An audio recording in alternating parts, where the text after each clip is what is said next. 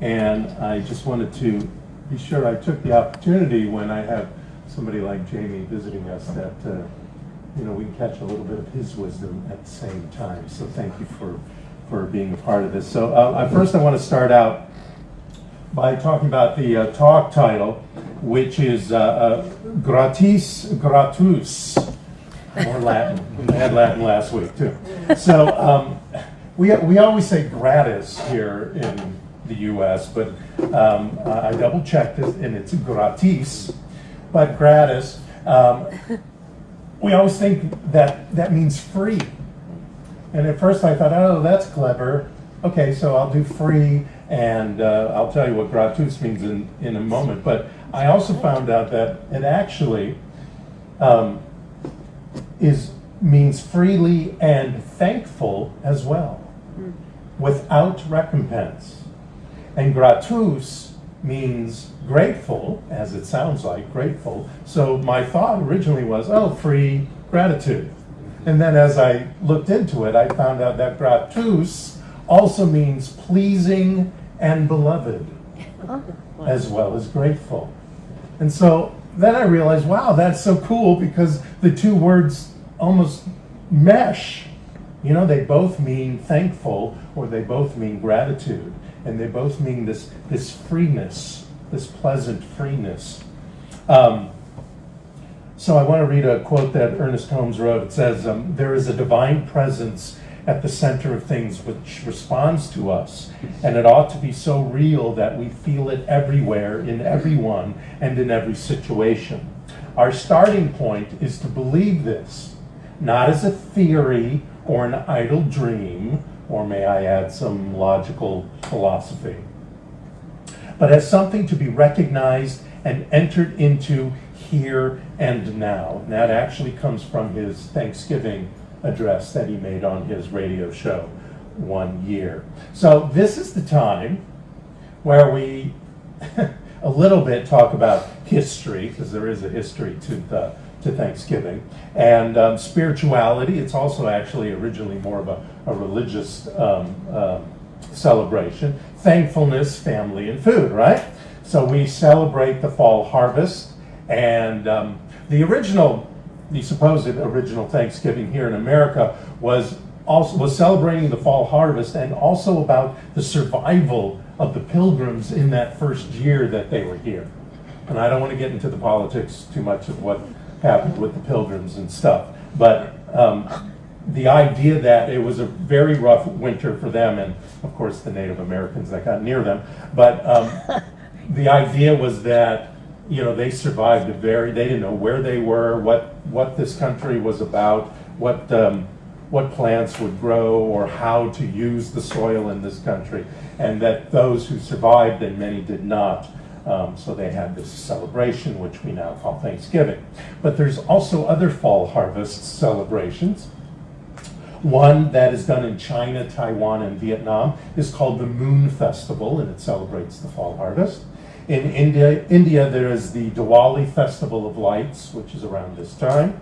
In the areas that used to be called Persia, there's a Persian Festival of Autumn, and it's called Marigen, and that celebrates friendship and togetherness. Amer in Persian means kindness, and it's a time for families and communities to come together and gather, often around a table set with colorful cloth and fruits and vegetables and flowers. In Maine, there is a harvest festival. It's actually in Bangor, Maine, and those of you who are Stephen King fans know that many of his books take place in Bangor, Maine. I think he actually lives there.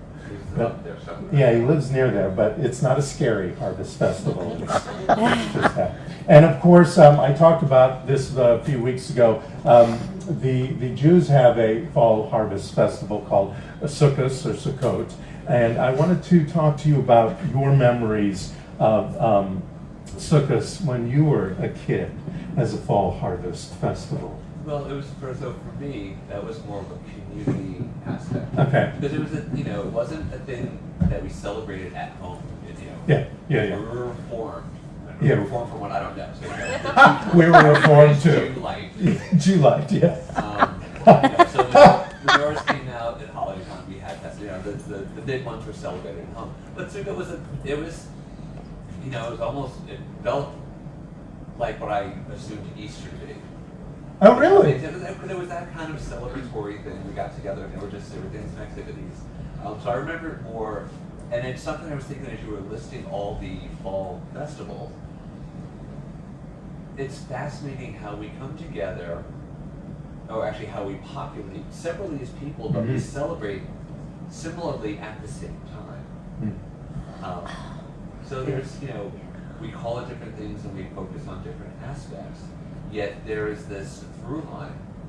I had heard of maybe a third of the festivals you're talking about, but we're all doing a version of the same thing at the same time. Yeah. And so however we find that community, and it was speaking to the connectedness of all of it, even when we're unaware. A quick, although it's not a student story, it's more a practitioner story. I was in a practitioner class, and someone was talking about remote treatment work. So people know, so treatment is the prayer work that we do. It's, whether it's for healing, whatever it's for. And it's so you come see a practitioner, hear my story, let's know the truth on it. But that works, that truth is not bound by the confines of a room. And someone's like, I can treat someone who's right across from me. Yeah. But I have a thing with when someone's far away, like in the remote, and I finally said, well, it's all one, right? And they're like, well, yeah, so I get that. Like, well, then remote from what? That's good. And it's so it's not the shortest lesson you're about to give, because they don't think so we're clear, right? Yeah. But it reminded me that when you were doing all these celebrations, it's like we're so not remote from each other. I know. Isn't that wild? When you go through all the holidays, and in a few weeks we're going to do a special winter solstice kind of holiday, all the winter holidays, kind of a concert that we're going to do on the 22nd. And I talk about all the holidays that come at that same time, and just like these fall harvests, and Thanksgiving is a fall harvest festival. It's a ritual. It has become a ritual, but that's the celebration, and that we all have that celebration all throughout the world. They don't do Thanksgiving anywhere else but here in Canada. And Canada's was like last week or the week before or something, and they have their own version of Thanksgiving, but it's all celebrating oneness and family and the great things that creation brings to us, especially in this time of year. Yeah, and it's great. Well, see, you know this too, because we have the catering life that we have. Yeah. I spent a lot of my Thanksgiving in the company, and not sorry, the company, so the kitchen of other people, and I watch. I've seen so many families celebrate that I'm not. I mean, some because I've done a few I'm a part of. Yeah. But often you just watching other people do this is actually fascinating. Yes. Yeah. And it actually has helped me when I watch my own family, because it's always a great time, because sometimes it's so cliche. Oh yeah. About how things happen. For Yeah. years, Yeah. I would grow up, we'd have Thanksgiving at my aunt and uncle's house, and my father's older brother, they did Thanksgiving to the house in Jersey. Yeah. And so we'd go there, and the women cooked, and like when I became the chef that I am, like I was allowed to go and make gravy, and that's fine, I don't need to go and work. So it was great, and now they have better gravy. But that's it, but we'd get up, and the guys would watch football, which is perfect for me. And then at some point it was time to rearrange the furniture so we could get all 20, and it was always like somewhere between 18 and 26 people every year for like 20 years. Yeah. And there was always this discussion of how would we do this? How they've got folding tables and chairs and everything in there. And when I was younger, I would just listen and watch the wisdom of the men. And at some point it hit me after watching this for 10 years, like, it's the same argument. And everyone has the same opinions of what it should be, and it's always the same U-shaped pyramid. It never ends up the same ever. Yeah. So finally, when I realized that, and the discussion would start, it's like, great, I can watch at least 15 more minutes of football.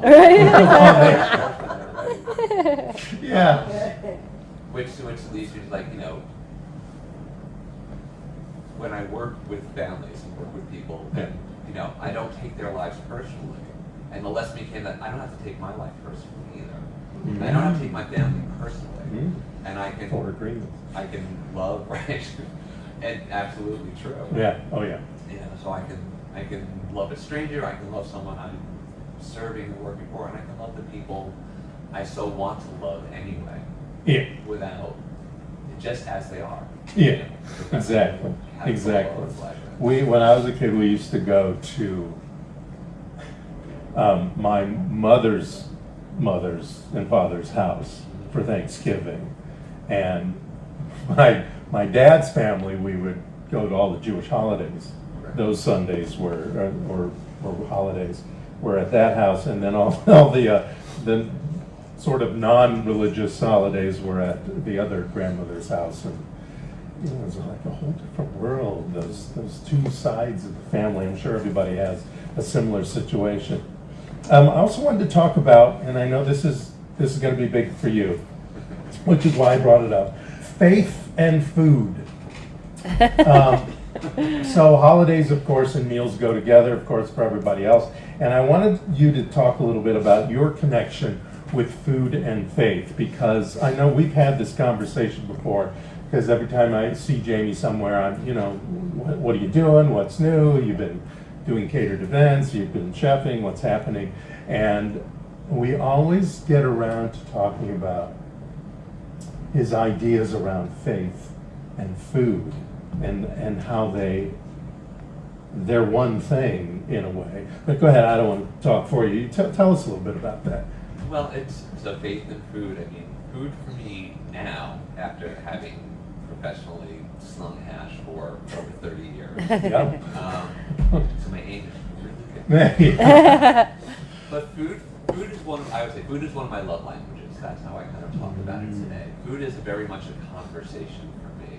So because I'm blessed that I've done the mechanics of cooking for a long time. So my hands are really good. I know how things come together. So I don't have to think about how to do what I do. So there's a lot of freedom there. It's like sort of the mastery of anything. If you I've been master of an instrument. So like George Winston doesn't have to think about how to play piano. He just lets you creatively speak his music. So I get to do that with food. And food is very much a conversation of me towards people. I have gone, far beyond the here's the menu, here's what I'm serving you. It's, and even when I create them, it's like, how do I want you to feel, which is not just a matter of flavor and texture and temperature. The energy. It's like the movie Chocolat. They talk about don't cry into all of those things. I take that stuff too hard, to say seriously, but I take it to heart. If I'm at work and I'm having a bad day, for whatever reason, I will mentally either do my work and clear my energy, or set my emotions to 5%. Like I don't want the turkey to taste like how I feel right now. Yeah. So faith being so I believe that who I am shows up in the food that I do. And don't you think that food has an energy to it? Chocolate has an energy, and we have a connection. Most of us, not everybody likes chocolate, but let's just speak in general terms that everyone loves chocolate as much as they love breathing. And that chocolate has this energy that changes your energy.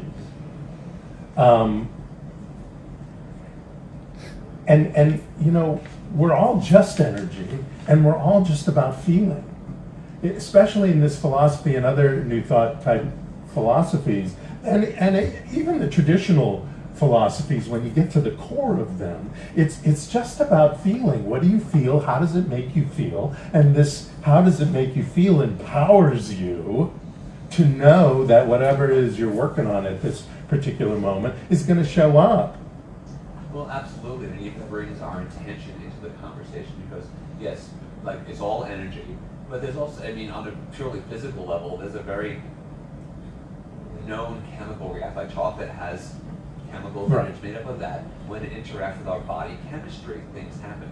We know this. I have spent plenty of years unconsciously eating my emotions, then consciously eating my emotions, because they often taste delicious. Yeah. That piece of pizza that I don't eat that I really want is lovely. There's a pizza place by where we live that, sometimes it's just I just need that oversized piece of pizza on the way home. And for the past couple of weeks, I've been really busy, so I've been feeling that, noticing that.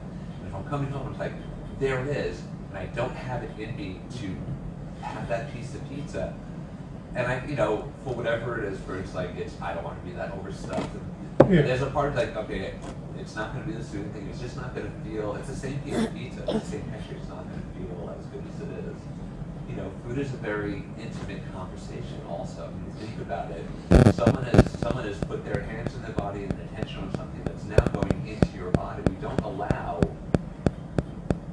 too many people to put too many things into our body. Yeah. And we don't often think about it, and maybe right now we don't want to be thinking about it. We just went to McDonald's and looked at the guy behind me. We just went to McDonald's. No.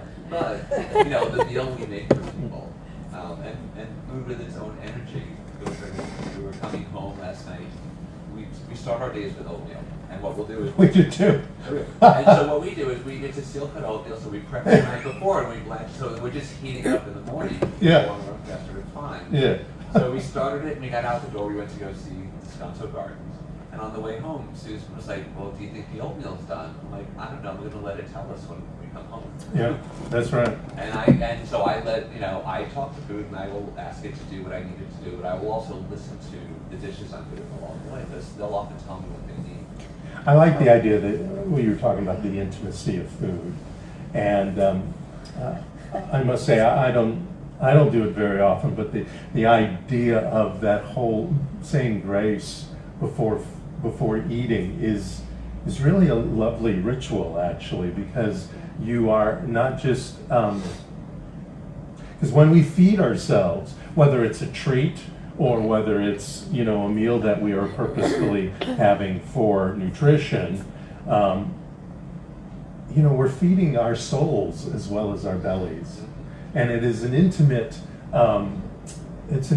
ritual, just like prayer is an intimate ritual. And I just love that idea of food and faith. I want to talk about one more thing before we go. I'm gonna put you on the spot, even though I might have already. What are you thankful for this year? Just name a couple things. This I don't year? want to put, yeah. Well, I'm thankful for Susan this year. Of course. It's the same thing every year. Every year for years now. I'm Holy smart. cow! I've already been married for the divorce once. I'm just smart. But it's true. I am thankful for Susan, and it really has a lot to do with the growth in my life. Mm-hmm. Through, yeah. because, in spite of, do what all you want with all of it. But it's, I have never had a better mirror. That's great. And I've That's never great. had a better challenge. And not that she's challenging, but that I am challenged to be the best version of myself. I totally get what you're talking about. Yes, I have that with PJ as well, and occasionally I do get challenged in a way, but in the good way, where I have to sit down and go, oh yeah, that is kind of a dumb thing that I do, or that I've allowed to continue in my life, and that good way being in hindsight. Yeah. Sometimes in the moment. Oh, sometimes yes. Yeah. I'm not ready to hear. I'm not ready I'm to- going to hear in 15 minutes. Not ready to be wrong, so to speak. Yeah. I've had the thought, so I don't want to be wrong right now. Just I'll be wrong later, but just give me a moment. Oh yeah. I was telling her about this song. There's a country western singer, Terry. I forgot her last name, but she's actually from Canada. She's not from the South. Canada's a country. Yes, she's not from the South. Or yes, hello. She's from a different country singer, and she had Terry Clark. That's her name, and she has a song where she talks about her and her mate have a fight, and she's just saying, "Just let me be mad. I know I'm going to forgive you. I know everything's going to be okay. I know you wanna you want everything to be hunky dory, and so do I. But for now, just let me be mad." Yeah.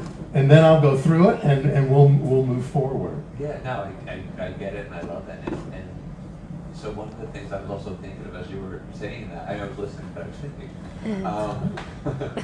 is like, well, what else am I going to be grateful for? And my son will come up in much the same ways that Susie does, but different stories.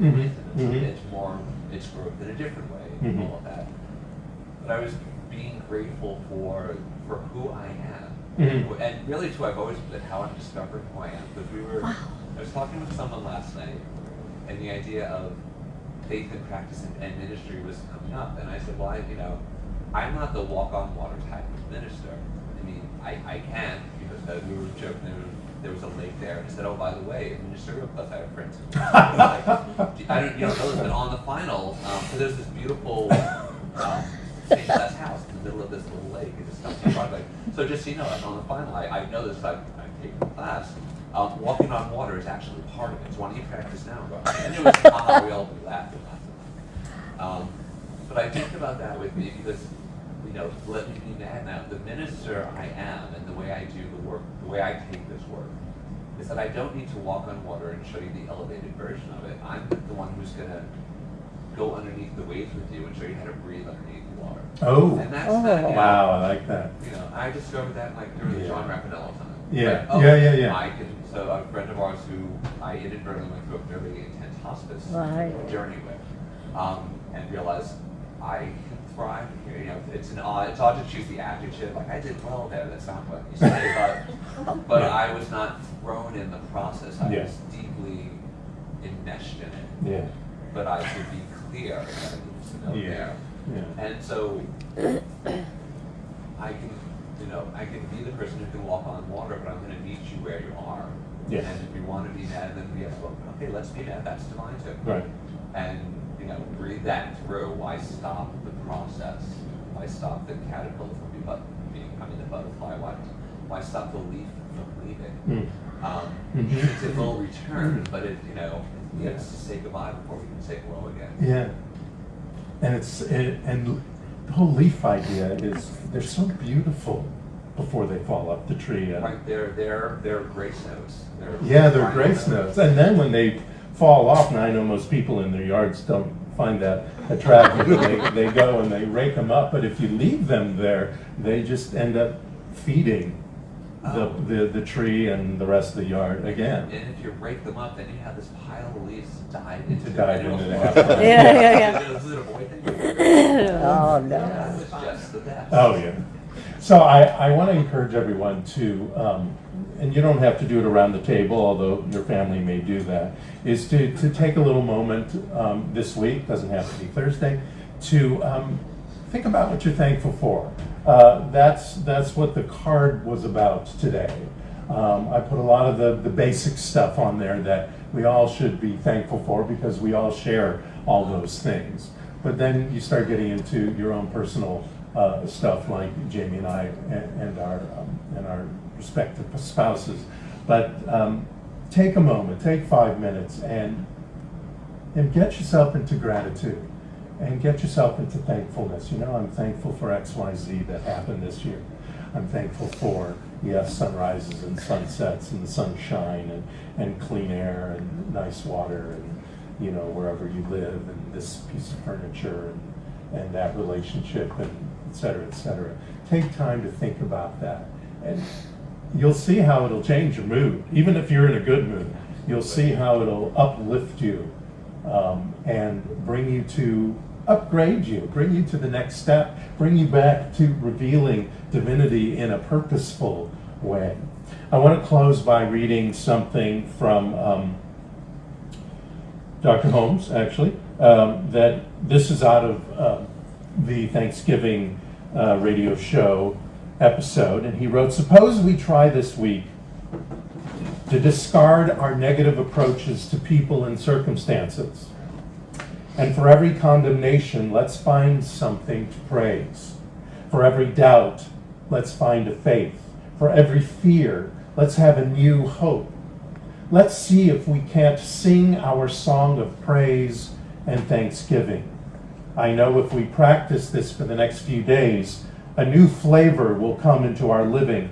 And when we gather around that festive board, we too shall be able to say with the psalmist, 'Bless the Lord, O my soul, and all that is within me. Bless its holy name.'" There is a key to right living, a golden key to happiness and success. This key is prayer. That is affirmative prayer, for prayer is our direct line of communion used, not communication, but communion with God, or source, or divine love. It is through this communion that we clear the mind of negative thoughts, of doubts and fears. This we must do if we are to become aware of the presence of God within and around us, if we are to reveal that divinity within, if we are to, in our lives, vibrate at the speed of the divine. And we do this in many ways. He's talking about affirmative prayer, which we do, which Jamie did, which I'm about to do in a few minutes. But we also do that with just the idea of gratitude and thankfulness and thanksgiving, but the idea of gratitude. And I want you all to have a joyous and fill your belly with all kinds of fabulous things, and maybe Jamie will come to your house and make special gravy to make it even more special. But as you enjoy, for me it's pumpkin pie. I don't eat turkey anymore, but I'll eat a whole pumpkin pie. And know and enjoy it. I know a lot of times we eat more than we quote unquote should, but in the idea that we enjoy and that we nourish not only our bellies but our souls in this meal, then that overstuffedness won't seem as negative as it seems. And your belly will take more, and your whole soul will nourish more. So with this idea of gratitude, with this idea of being open-hearted, let us know together that there is one mind. This mind is a grateful mind. This mind is a knowing mind. This mind is the mind of the divine, of that power in the universe, that big bang, that creative energy that brings into our lives everything we require. We've decided, we've declared, we have revealed in our lives. And as we step into the idea and the communion and the practice of gratitude, we step into the knowing that being of a grateful heart is being of an open heart to divine right action, an open heart to intuiting the next course in our lives, as well as the next course in the meal of our lives. With an open heart, we allow the love of the cosmos, the love of the universe, the love of God, or whatever you want to call it, to illuminate every part of our lives. In our relationships with family and friends, and at work, and at play. In our pocketbook, bringing more abundance into our lives, whatever that looks like. In our creative life and at work, so that we are challenged in the good way. We move forward in the wonderful way that our work can do that for us, intellectually, creatively. And we also do that in our body temple, nourishing ourselves not only with fine food, with clean water, with clean air, but with the sight of butterflies, the sight of a beautiful place like Descanso Gardens, a sight of a loved one, the sight of an idea. It enhances us, this gratitude. It upgrades us. And it allows us to work, answer, play, be the divine selves that we are. I'm so grateful for each and every one of us in this community. I am so grateful for this time of year. I am so grateful of knowing that the idea of gratitude and the being in gratitude enhances my life with a luminescence and a love and a peace. And I am living gracefully, as are you. So I release this word with this thanksgiving, knowing this word goes to the universe that not only says yes, but says thank you. Thank you for knowing. Thank you for being you. Thank you for showing the divine and revealing the divine right here, right now. As together we say. And so it is. Let's thank Reverend Jamie Klein. Yay!